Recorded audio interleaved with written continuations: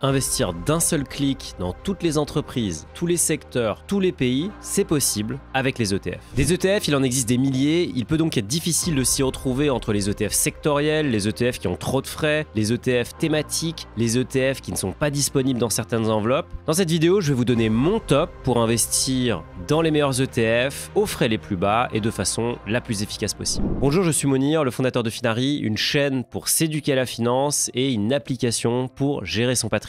Avant de passer aux ETF, j'ai remarqué que 60% des gens qui vont regarder cette vidéo ne sont pas abonnés. Et ça, c'est vraiment dommage parce qu'ils ratent les 2 vidéos qu'on publie chaque semaine. On est réglé comme des horloges suisses. Donc, rendez-moi un service et rendez-vous un service. Abonnez-vous à la chaîne, activez la cloche et investissez en vous. Du coup, un ETF, c'est un acronyme qui signifie Exchange Traded Fund ou alors fonds coté en bourse. Chaque ETF est comme un panier qui regroupe un ensemble d'actifs financiers, par exemple des actions, des obligations ou encore des métaux précieux ou même de la crypto. Autrement dit, en achetant un ETF, vous pouvez vous exposer à des dizaines, voire des centaines d'actions, des centaines d'obligations ou des centaines de métaux précieux. Dans cette vidéo, je vais vraiment me concentrer sur les actions et plus spécifiquement les grands indices comme le CAC 40, le Nasdaq ou le S&P 500. Un ETF, ça s'achète et ça se vend comme une action, donc pendant les heures de marché, vous pouvez appuyer sur un bouton et devenir propriétaire ou vendre votre part d'ETF. Chaque ETF a un indice de référence, aussi appelé benchmark, qu'il va essayer de coller au plus près. Parce que c'est bien ça, la mission d'un ETF, c'est de répliquer un indice. Du coup, les avantages d'avoir un ETF, c'est que c'est un investissement tout à fait passif. Vous ne faites absolument rien et l'ETF va automatiquement répliquer l'indice et prendre des frais très bas pour ça. Et c'est vraiment important. Je vous rappelle que les frais sont une composante essentielle de votre patrimoine. Vous devez absolument les réduire. Chaque fois que vous réduisez vos frais, vous augmentez votre performance. D'ailleurs, je vous remets le lien vers la vidéo dédiée à ce sujet. Attention, si vous ne connaissez pas vos frais, vous risquez d'avoir une bonne surprise. Vu que chaque ETF est un panier, il va vous permettre d'être rapidement diversifié puisque vous allez être exposé à plusieurs secteurs, plusieurs industries, évidemment plusieurs entreprises. Les ETF ou la gestion passive viennent en opposition à la gestion active. Les gérants actifs ont également un indice de référence ou benchmark et leur mission, ça va être de battre cet indice. Le problème, c'est que 90% des gérants n'y arrivent pas et ça, c'est pas moi qui vous le dis, c'est une étude qui s'appelle l'étude Spiva. Elle a été publiée chaque année depuis des dizaines d'années et le constat est toujours le même, la gestion active sous-performe le marché. Autrement dit, si vous voulez faire de la gestion active, il va falloir sélectionner le bon gérant qui aura moins de 10% de chance de battre le marché sur le long terme. Un investisseur particulier a donc tout intérêt à passer par les ETF pour être sûr d'avoir à minima la performance du marché. Ce qui est paradoxal avec un ETF, c'est que c'est extrêmement simple à comprendre, mais les noms sont souvent assez jargonneux. En réalité, ils suivent une nomenclature qui est relativement simple à comprendre.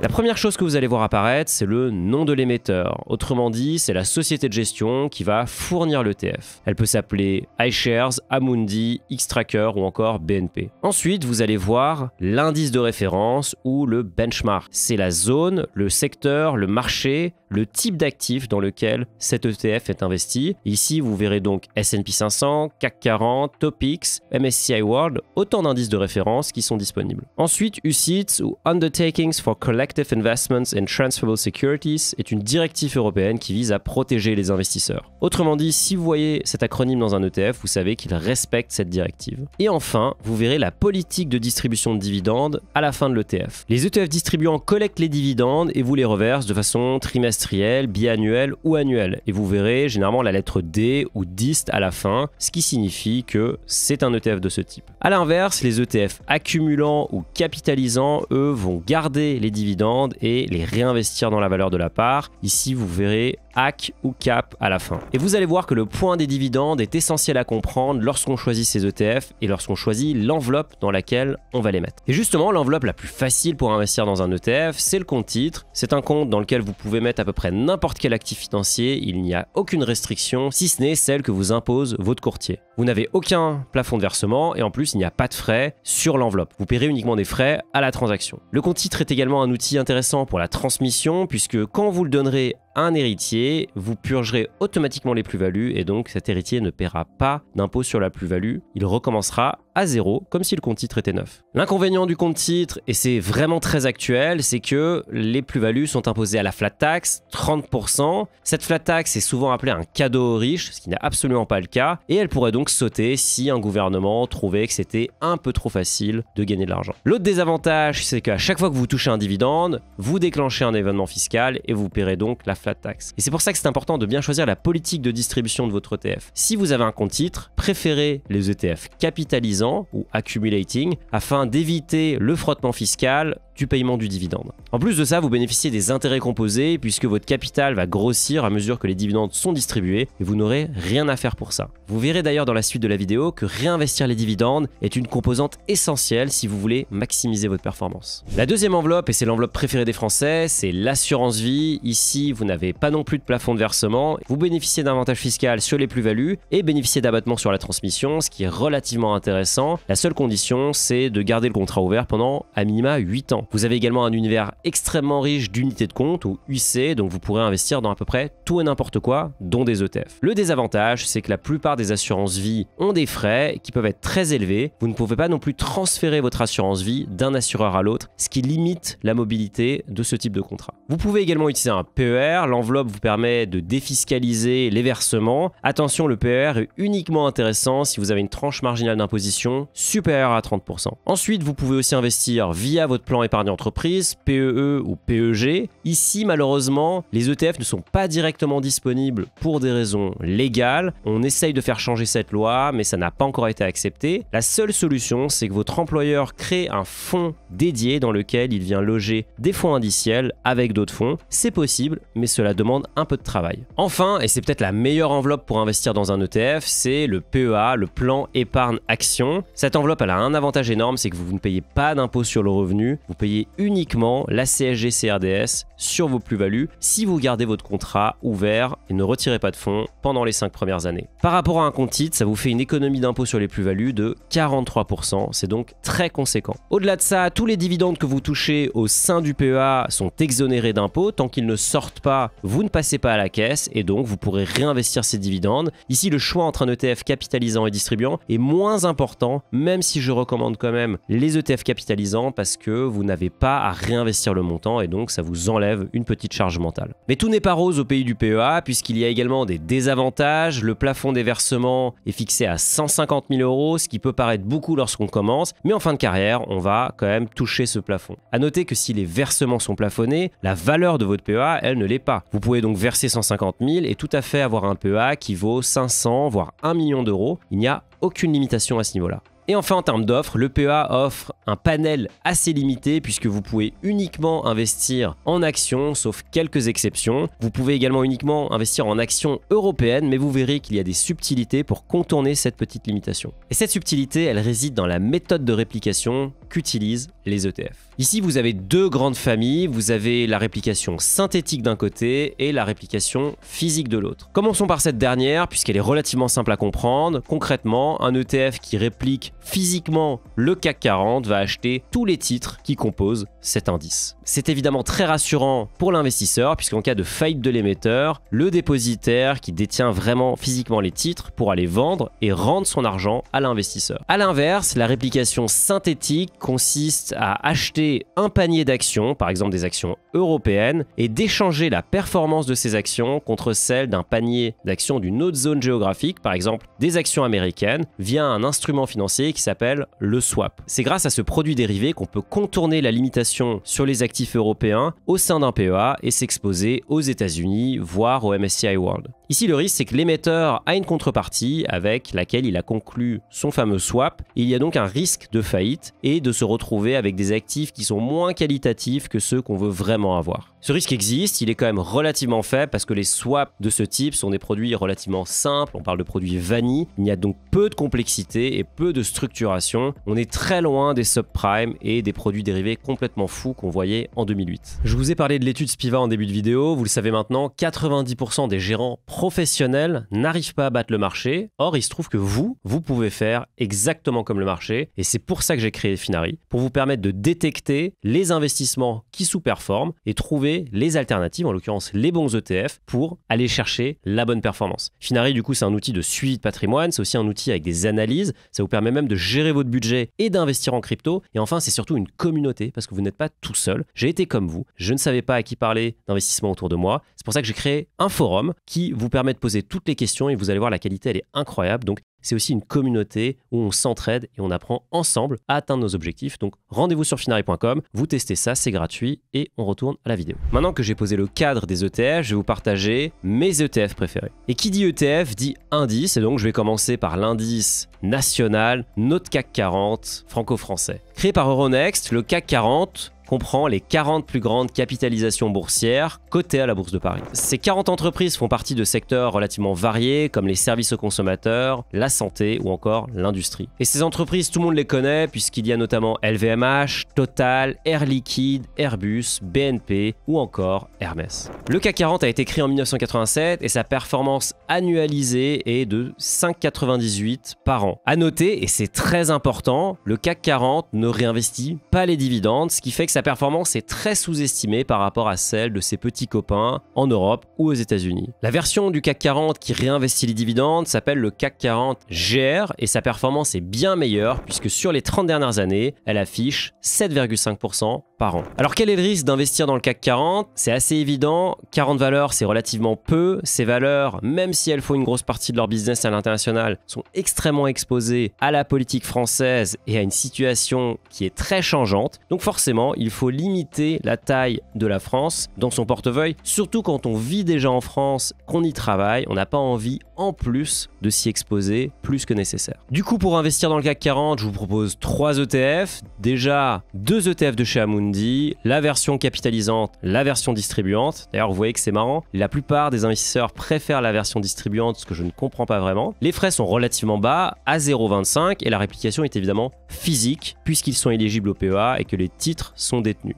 En parallèle, vous avez aussi le X-Tracker qui est assez intéressant puisqu'il est un peu moins cher, à 0,20 et qu'il a également une réplication physique. Maintenant, je vous propose de prendre un petit peu de hauteur et d'aller au niveau de l'Europe. Et ici, c'est l'Eurostoxx 600 qui va m'intéresser. Cet indice regroupe les 600 plus grandes entreprises de 17 pays européens. Les principaux secteurs sont la santé, l'industrie, les valeurs bancaires ou encore la technologie. Côté pays, ce sont nos voisins britanniques qui mènent la danse. La France est en deuxième avec la Suisse, l'Allemagne et les Pays-Bas sur les marches suivantes du podium. Enfin, au niveau des entreprises, les grands noms s'appellent Novo Nordisk, l'un des plus gros laboratoires pharmaceutiques au monde, ASML qui fait du semi-conducteur, Nestlé, AstraZeneca, Shell ou encore notre fameux LVMH national. Côté performance, le Eurostoxx 600 fait un tout petit peu moins bien que notre CAC 40 avec 7,3% sur 30 ans, dividendes réinvestis. D'ailleurs, 30 ans, c'est un horizon de temps long, mais si vous regardez par exemple 35 ans, c'est possible que la performance bouge pas mal puisque certains secteurs ou certains pays ont été plus affectés que d'autres par des crises.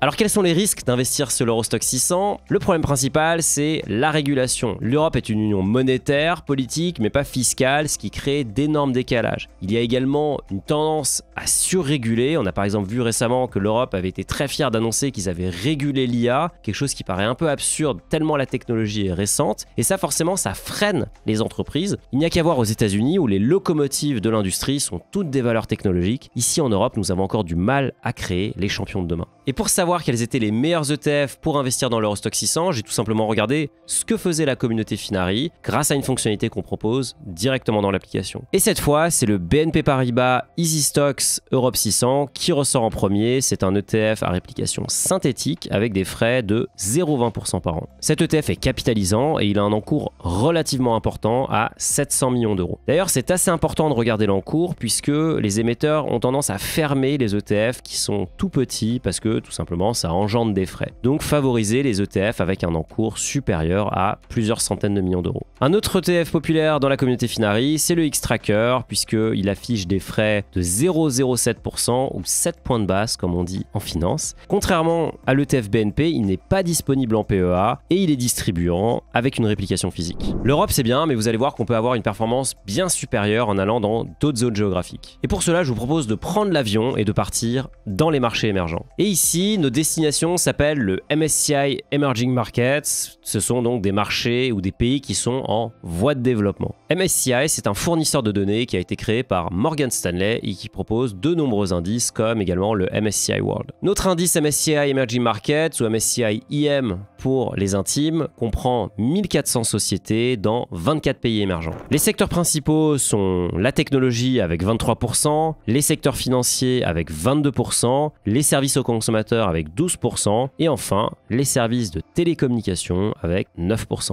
Côté pays, ce sont les Chinois qui mènent la danse avec 27%, suivi de l'Inde à 18%, de Taïwan à 18%, notamment grâce aux semi-conducteurs, et enfin la Corée du Sud est au pied du podium avec 11%. Côté grande entreprise, c'est Taiwan Semiconductors qui mène la danse avec une capitalisation hallucinante de plus de 600 milliards de dollars, suivi de Tencent, Samsung, Alibaba ou encore Meituan. Alors quels sont les risques d'investir dans les pays émergents? Il y en a plusieurs. Le premier risque, c'est que les économies sont extrêmement différentes et il y a notamment beaucoup de corruption. C'est un vrai problème puisqu'il y a eu plusieurs scandales de comptes falsifiés, ce qui forcément fait baisser la confiance des investisseurs dans ces marchés. L'autre risque, c'est que vous investissez dans des devises qui sont très volatiles, qui sont parfois peu liquides, et donc vous avez ce qu'on appelle un risque de change entre la devise et l'euro. Et enfin, vous avez toujours un risque politique puisque ces pays sont très différents. Il y a des pays qui sont des démocraties, il y a des pays qui sont plutôt autocratiques et donc forcément ces systèmes changent régulièrement de gouvernance, ce qui peut créer de l'instabilité et vous le savez, les marchés détestent l'instabilité. Et c'est là où le bas blesse puisque cette instabilité et ces risques devraient être récompensés par une performance supérieure à l'Europe à minima. Or, ce n'est pas le cas puisque le MSCI Emerging Markets affiche à peine un rendement de 5% annualisé sur les 30 dernières années. Les marchés émergents peuvent néanmoins rester une option intéressante et d'ailleurs la preuve en est puisque le 4e ETF préféré de la communauté Finari, c'est un Amundi marché émergent qui permet d'investir via son PEA dans cette zone géographique. Il affiche des frais très bas à 0,30% et accumulant, ce qui est plutôt une bonne nouvelle pour profiter des intérêts composés et évidemment basé sur un swap, c'est donc une réplication synthétique puisqu'on ne peut pas investir dans cette zone via son PEA en physique. Si vous cherchez une alternative qui distribue des dividendes, Amundi en propose également un qui est uniquement disponible sur compte titre ou assurance vie avec des frais très bas puisqu'on est à seulement 0,14%. Après les marchés émergents, il est temps de passer au niveau mondial avec un indice que vous connaissez tous, le MSCI World. Cet indice regroupe plus de 1400 sociétés de 23 pays développés cette fois-ci. Côté secteurs principaux, c'est la technologie qui domine avec 24%, suivi des secteurs financiers, de la santé et des valeurs industrielles. Côté pays, les États-Unis écrasent littéralement la cote avec plus de 70%, ce qui me fait personnellement un peu douter du nom. On pourrait peut-être l'appeler MSCI US et d'autres pays à côté. Derrière les États-Unis, on retrouve les Japonais, le Royaume-Uni et la France au pied du podium avec 3%. Côté entreprise, vous allez retrouver des noms que vous connaissez tous puisque ce sont Microsoft, Apple et Nvidia qui mènent la danse, suivi de Amazon, Meta, Alphabet. On voit ici que c'est vraiment la tech qui drive, qui emmène cet indice et c'est ça la vraie différence entre les États-Unis et le reste du monde. Alors quel est le risque d'investir dans le MSCI World? Le premier risque, c'est que vous êtes quand même extrêmement exposé aux États-Unis et que en cas de retournement de cette économie, vous risquez de vous retrouver le bec dans l'eau. L'autre risque, c'est que vous n'avez aucune exposition au marché émergent puisque vous n'avez que des économies développées et même si la performance a historiquement été plutôt mauvaise sur les marchés émergents, cela pourrait changer à l'avenir. Même avec ces risques, le MSCI World est au rendez-vous puisqu'il affiche pour l'instant la meilleure performance parmi tous les indices que je vous ai cités, c'est 8% par an depuis 30 ans. La performance du MSCI World est impressionnante. Si vous voulez comparer votre performance à celle de cet indice phare, vous pouvez le faire directement sur Finari. Vous allez sur notre version web sur finari.com, vous connectez votre compte titre par exemple ou votre PEA et vous pouvez activer le fameux MSCI World afin de comparer la performance et de voir si vous arrivez à battre le marché. La bonne nouvelle, c'est que si vous avez des ETF, votre courbe devrait être parfaitement superposée avec le MSCI World. La communauté Finari adore le MSCI World puisque le Amundi MSCI World est tout simplement l'ETF le plus présent dans tous les portefeuilles de nos investisseurs. investisseurs. Compatible avec le PEA, il affiche des frais de 0,38%. Cet ETF a un encours très conséquent et pendant des années, il a fait la course en tête. Mais ça, c'était jusqu'à il y a quelques mois quand BlackRock a lancé via sa marque iShares un concurrent compatible PEA qui affiche des frais plus bas à 0,25%. Et cet ETF a déjà fait sa place dans le classement Finari et est en train de remonter les échelons. Il pourrait bientôt se retrouver premier. Si vous voulez investir via un compte titre, vous avez une version de chez Amundi qui réplique de façon physique et complète l'indice et qui a des frais encore plus bas que les deux ETF que je viens de vous citer. Une des limitations du MSCI World, c'est qu'il n'investit pas dans les marchés émergents et c'est ici que son petit cousin, le MSCI All Countries, entre dans la danse. La seule différence, c'est que en plus des pays développés, il comprend les pays émergents. Il représente donc 3000 sociétés dans 23 pays développés et 24 pays en développement. Côté pays, encore une fois, les États-Unis écrasent la cote, mais un peu moins que dans le MSCI World puisqu'il représente seulement 63%, suivi encore une fois du Japon, du Royaume-Uni, de la France. Et vous voyez que les pays émergents sont évidemment dans la partie autre. Côté entreprise, c'est exactement la même chose que le MSCI World. La seule exception, c'est Taiwan Semiconductor qui arrive péniblement à rentrer dans le top 10. Alors du coup, la question qu'on se pose tous, c'est est-ce que le MSCI All Countries bat le MSCI World? Sur 30 ans, la réponse est oui, mais c'est infinitésimal puisque la performance du MSCI All Countries est de 8,04% contre, je vous rappelle, 8% pour le MSCI World. 4 points de base par an séparent donc les deux indices. Si vous voulez acheter du MSCI All Countries, vous ne pourrez pas le faire via votre PEA, il faudra donc aller sur une assurance vie ou un compte titre. Les deux ETF préférés de la communauté Finari sont d'une part le iShares avec 0,2% de frais et d'autre part un Lyxor avec 0,45%. L'émetteur State Street sous sa marque SPDR propose également un ETF qui facture 0,40% par an. Vous l'avez déjà vu, les États-Unis pèsent lourd dans le classement lorsqu'on regarde le MSCI World. Il est donc temps de passer à l'indice phare des actions mondiales, le S&P 500. Lancé en 1957 par Standard & Poor's, le S&P 500 s'est rapidement imposé comme l'indice de référence des 500 plus grandes entreprises américaines. Côté secteur, et c'est ça la première grande différence avec les autres pays, c'est évidemment la tech qui domine avec 32%, suivi des services financiers, de la santé et des services aux consommateurs. Pour les entreprises, et forcément c'est très similaire à ce que je vous ai montré pour le MSCI World, Nvidia, Microsoft, Apple et Amazon caracolent en tête et le reste des valeurs sont principalement technologiques. Les seules exceptions notables sont Berkshire Hathaway, le fonds de Warren Buffett, et Eli Lilly, un laboratoire, ou encore Broadcom, une valeur tech mais un peu plus old school. Le S&P 500 ou SP500 pour les intimes fait un peu comme le CAC 40, il ne réinvestit pas les dividendes. On a donc pris le SP500 TR afin de pouvoir comparer des pommes avec des pommes. Et la performance, mes amis, elle est exceptionnelle puisque le S&P 500 affiche 10,9% de rendement par an sur les 30 dernières années. Il écrase littéralement les autres pays et les autres indices. Le risque d'investir dans le S&P 500, c'est qu'on est extrêmement exposé à la tech qui en ce moment va très bien, mais pourrait aller beaucoup plus mal. Cette tech et ces fameux 7 magnifiques qui comprennent les valeurs comme Nvidia ou Microsoft génèrent une énorme partie de la performance. Le moindre retournement de marché pourrait donc envoyer le S&P 500 dans les enfers. Dites-vous qu'en 2023, 15% de la performance du S&P 500 a été générée par 3 entreprises, ce qui montre à quel point cet indice est concentré sur quelques valeurs qui le tirent vers le haut. En plus de ça, nous sommes dans une année d'élection. Qui dit élection dit forcément incertitude politique. Mais tout ça, c'est plutôt du bruit, puisque le S&P 500 a traversé de nombreuses crises sur les 30 dernières années. On peut citer notamment la crise de 87, l'explosion de la bulle Internet dans les années 2000, l'explosion de la bulle des subprimes en 2008, la crise du Covid,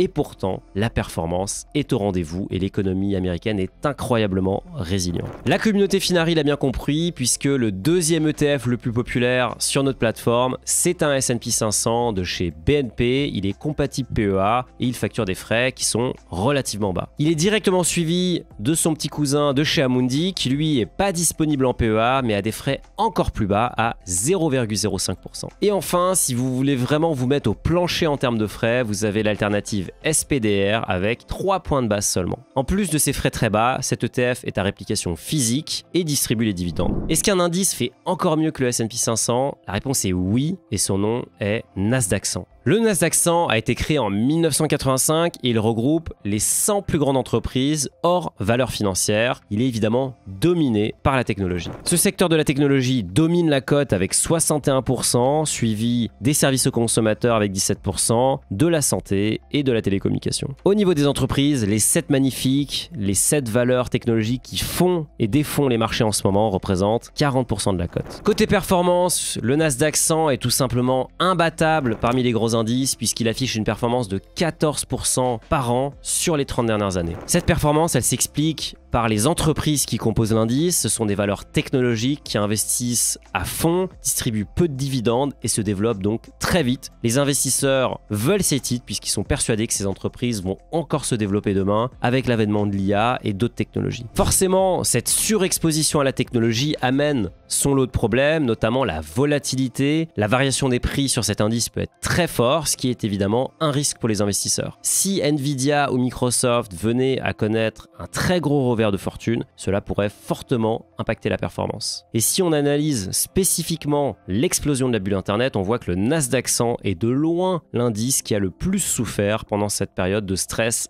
intense. D'ailleurs, cela se traduit dans les écarts types des rendements puisque le Nasdaq est à 24% par an contre à peine 15% pour le S&P 500. La communauté Finari n'a pas froid aux yeux puisqu'elle investit massivement dans le Nasdaq et que le Lyxor est le 6e ETF le plus populaire sur notre plateforme. Avec des frais à 0,30% et une réplication synthétique, il permet via son PEA d'investir dans l'indice majeur qui fait la meilleure performance sur les 30 dernières années. Parmi les autres ETF intéressants, il y a également une version chez Amundi et une version chez AXA qui ont des frais encore plus bas et qui sont par contre pas disponibles en PEA. La différence principale entre les deux, c'est que l'un a une réplication physique et l'autre a une réplication synthétique. Alors évidemment, vous pouvez investir dans un ETF comme le MSCI World, mais vous pouvez aussi combiner les ETF entre eux afin de profiter des différences des différentes zones géographiques. Au lieu de choisir le MSCI World qui porte quand même assez mal son nom avec son exposition massive aux États-Unis, vous pouvez construire votre propre MSCI World. Une option, ce serait par exemple de prendre 30% de S&P 500, 30% d'Eurostoxx, 30% de Topix, dont on a relativement peu parlé, mais qui est l'indice japonais, et enfin 10% d'Emerging Markets, afin que vous ayez une couverture vraiment globale et diversifiée. À noter qu'évidemment, n'oubliez pas que les performances des différentes zones géographiques sont assez disparates, et donc vous risquez de faire moins bien que le MSCI World et beaucoup moins bien que le S&P 500.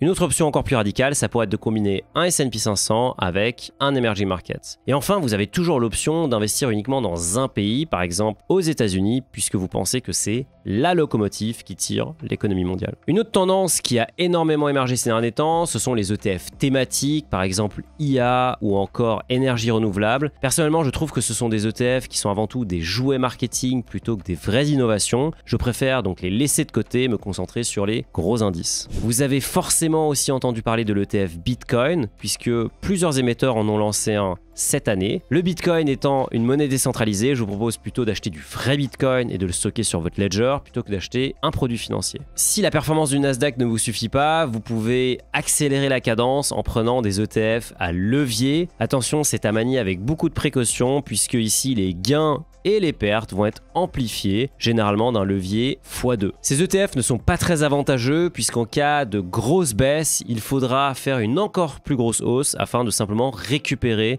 ou revenir à son capital initial. Alors évidemment, quand ça part dans le bon sens et que le marché monte, comme le Nasdaq sur ces dernières années, la performance est décuplée. Si on prend l'exemple du Amundi Nasdaq 2X, on voit que la performance annualisée est de 34% sur les 10 dernières années, ce qui est tout simplement hallucinant. Vous pouvez également investir à levier via des ETF sur d'autres zones géographiques, mais manier cet outil avec précaution, cela ne devrait absolument pas être votre position principale. Voilà, j'espère que cette vidéo vous a aidé à y voir plus clair sur les ETF et à faire les bons choix pour votre patrimoine. Dites-vous qu'avec les ETF, vous avez à votre disposition un outil extrêmement puissant afin de créer votre patrimoine. Je vous souhaite des bons investissements et je vous dis à très vite sur la chaîne Finari.